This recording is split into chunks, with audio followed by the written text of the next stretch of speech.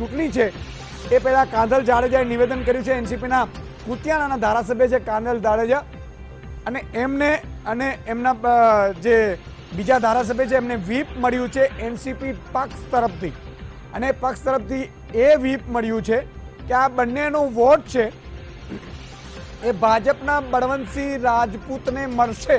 એટલે કે એનસીપી ઉપર જે એક વાત થઈ રહી હતી, એનસીપીના જે શરદ પવાર સાથે ગતરોજ અહેમદ પટેલની વાત થઈ હતી, શરદ પવારે ખાતરી આપી હતી, એવું અહેમદ પટેલ ખુદ કહી રહ્યા હતા કે મારી હાઈકમાન્ડ સાથે ચર્ચા થઈ છે અને એનસીપીના મત અમને મળવાના છે. તો એ મત હવે જે રીતે કાંધલ જાડેજાનું નિવેદન આવ્યું છે એમાં સ્પષ્ટ.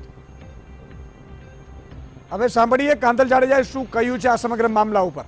ये पार्टी हाईकमान से अभी 10 मिनट मुझे पहले फोन आया और हाईकमान ने जो निर्णय लिया है उसमें पक्ष के अनुसार जो हमें जो आदेश मिले हैं उसमें साफ कहा गया है कि बीजेपी के उम्मीदवार बलवंत सिंह राजपूत को वोट देने के लिए बोला गया, तो हम लोग कल उसको वोट देने वाले थे.